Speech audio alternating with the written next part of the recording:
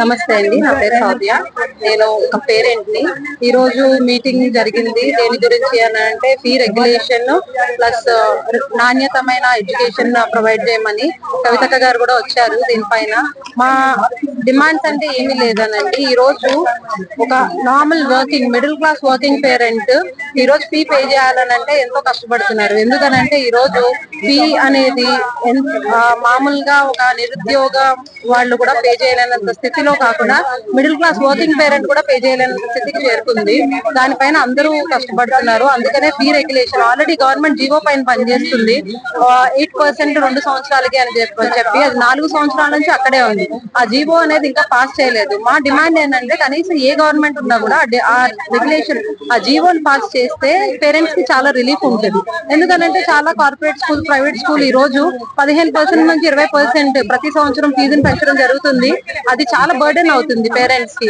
అందుకనే గవర్నమెంట్ అనేది ఒక నిర్ణయం తీసుకుంటే ఇంతే పెంచాలి ప్రతి కార్పొరేట్ స్కూల్. అలాగే గవర్నమెంట్ స్కూల్లో నాణ్యతమైన విద్యను కూడా కల్పించాలని ఈ రోజు మా పేరెంట్స్ డిమాండ్ చేస్తున్నామండి. అది కాకుండా ఒక పేరెంట్ టీచర్ అసోసియేషన్ ఉండాలి ప్రతి స్కూల్లోని. ఎందుకంటే కార్పొరేట్ స్కూల్ వాళ్ళకి ఇష్టం వచ్చినట్టు ఫీజులు పెంచేసుకొని ఒక పేరెంట్ కి ఒక సంవత్సరం తర్వాత కొత్త సంవత్సరం మొదలయ్యే జూన్ లో చెప్తున్నారు. దానికి ముందు సంవత్సరం కూడా మాకేం ఇన్ఫర్మేషన్ రావట్లేదు. అందుకనేసి మాకు ఒక పేరెంట్ టీచర్ అసోసియేషన్ అది ప్రతి స్కూల్లో స్థాపించాలని గవర్నమెంట్ మేము కోరుకుంటున్నాము. అదే విధంగా ఈ రోజు మరి కవిత గారు కూడా చాలా విషయాలపైన మాట్లాడడం జరిగింది. ఇప్పుడు నెక్స్ట్ జూన్ లో కాకుండా ఈ మేలోనే జీవోన్ గాని మాకు జీవోన్ గాని అప్రూవ్ చేస్తే మాకు అందరికి పేరెంట్స్ కి చాలా రిలీఫ్ ఉంటది అని చెప్పి మేము కోరుకుంటున్నాం. 1 year 2 years యూనిఫామ్స్ కూడా చేంజ్ చేయడం కూడా ఇది కరెక్ట్ కాదు కదా? కరెక్ట్ కాదండి, కరెక్ట్ కాదు. ఇప్పుడు ప్రతి స్కూల్ వాళ్ళు యూనిఫామ్ వెండర్స్ తో టైఅప్ అవుతున్నారు, బుక్స్ వెండర్స్ తో టైఅప్ అవుతున్నారు. అది యాక్చువల్ గా కరెక్ట్ కాదు. అండ్ ఇంకొక మెయిన్ ప్రాబ్లం ఏంటంటే 1-2 పేజీలు మారుతున్నాయి ప్రతి సంవత్సరం. దానివల్ల కొత్త బుక్స్ కొనుక్కోమని చెప్పి కూడా పేరెంట్స్ డిమాండ్ చేయడం జరుగుతుంది. దానివల్ల లాస్ట్ ఇయర్ బుక్స్ ని వాడుకోవద్దని కూడా చేయడం జరుగుతుంది. ఇలాంటివన్నీ ఈ విషయాలు యూనిఫామ్స్ విషయంలో గానీ, స్కూల్ బుక్స్ విషయంలో గానీ, ప్లస్ కొన్ని స్కూల్లో అయితే ఎక్స్ట్రా కరిక్యులర్ యాక్టివిటీస్ పేరు మీద ఎక్స్ట్రా ఛార్జ్ చేయడం జరుగుతుంది. ఇవన్నిటిపైన నిబంధన తీసుకురావాలని చెప్పి మేము గవర్నమెంట్ ని కోరుకుంటున్నామండి. ఎందుకనంటే స్కూల్లో ఎక్స్ట్రా కరిక్యులర్ అనేది స్కూల్ వాళ్ళు పిల్లలకి అది బేసిక్ రైట్, వాళ్ళ పిల్లలు ఆడుకోవడం అనేది స్కూల్ తర్వాత. అట్లాంటిది ఎక్స్ట్రా స్కూల్ యాక్టివిటీస్ ఈ రోజు స్కూళ్ళల్లో ఎక్స్ట్రా ఛార్జ్ చేయడం జరుగుతుంది. దీనిపైన గవర్నమెంట్ స్పందించాలని మనస్ఫూర్తిగా కోరుకుంటున్నామండి.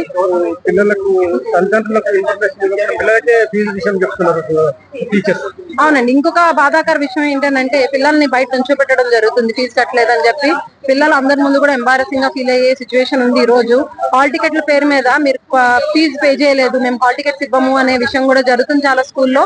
అది రెగ్యులేట్ చేయాలి స్కూళ్ళలో. అండ్ కొంతమంది పేరెంట్స్ ఏమన్నా ఇష్యూ చేస్తుంటే స్కూల్లో యాజమాన్యం ఆ పిల్లల్ని టార్గెట్ చేయడం జరుగుతుంది. అది కూడా చాలా బాధాకర విషయం అండి ఈ రోజు రేపుని. అది కూడా గవర్నమెంట్ ఇవన్నీ వాటిపైన నిబంధనలు తీసుకొచ్చి పేరెంట్స్ కి రిలీఫ్ కల్పించాలని మేము కోరుకుంటున్నాము. Thank you.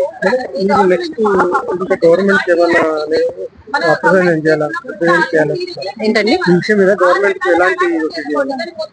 దీనిపైన ఒత్తిడి ఇప్పుడు కవిత గారు మాట్లాడినట్టు అండి. ఇది ఇప్పుడు జీవో నడుస్తుంది. జీవో 2 సంవత్సరాలకి 8% ఫీ పెంపకం అనేది పెట్టారు.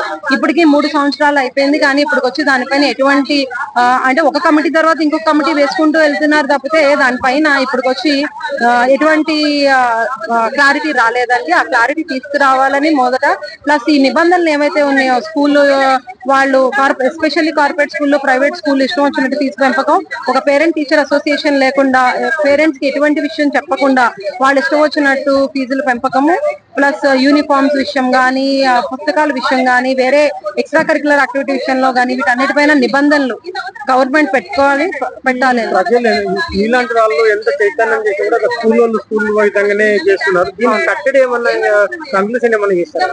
ఈ రోజు 70% ఆఫ్ ద స్కూల్ ఏవైతే ఉన్నాయో, ఇప్పుడు హైదరాబాద్ అని కాదండి, చుట్టుపక్కల తెలంగాణలో గానీ, ఆంధ్రాలో గానీ ఏదైనా తీసుకొని 70% స్కూళ్ళు ఓన్ చేసేది పొలిటికల్ పార్టీల అంటే పొలిటీషియన్స్ ద్వారానే ఓన్ చేస్తున్నారు. ఇప్పుడు ఈ రోజు రేపు వాళ్ళ ఇంటర్ఫీరెన్స్ లేకుండా ఏ స్కూల్ నడవట్లేదు. ప్లస్ గవర్నమెంట్ స్కూల్లో కూడా చాలా వరకు వాళ్ళు, ఎందుకంటే ఇప్పుడు గవర్నమెంట్ స్కూల్లో ఎడ్యుకేషన్ అనేది బాగుంటుంటే ఏ పేరెంట్ కూడా పొలిటికల్ ప్రైవేట్ స్కూల్ కి వెళ్ళరు. ఎందుకనంటే ఇప్పుడు normal lower middle class families కూడా గవర్నమెంట్ స్కూల్ కి పంపించకుండా ప్రైవేట్ స్కూల్ పంపిస్తున్న పరిస్థితి ఈ రోజు రేపు. మరి గవర్నమెంట్ స్కూల్ విద్య గానీ నిజంగా బాగుంటే పేరెంట్స్ అందరూ గవర్నమెంట్ స్కూల్ కే పంపిస్తారు. అందుకని గవర్నమెంట్ స్కూల్ విద్య క్వాలిటీని పెంచుతూ ప్రైవేట్ స్కూల్ పైన నిర్బంధన అనేది చాలా ఇంపార్టెంట్ ఈ రోజు రేపు.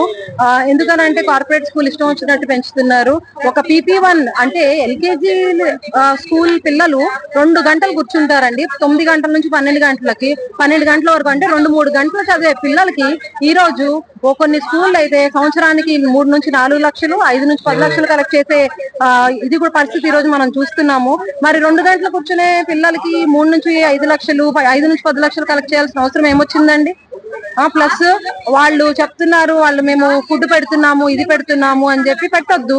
మీరు పిల్లల్ని స్కూల్ బాక్సులు పంపించమని చెప్పండి తల్లిదండ్రులకి. కానీ ఫుడ్ పెడుతున్నామని చెప్పి 5 లక్షల నుంచి 10 లక్షలు, 3 లక్షల నుంచి 5 లక్షలు ఉట్టి కలి ఆ పిల్లలు ఏం చదువుతారండి? PP1 PP2 పిల్లలకి అంతంత పెంచుకుంటూ పోతున్నారు. దీనిపైన గవర్నమెంట్ ఎటువంటి యాక్షన్ తీసుకోవట్లేదండి.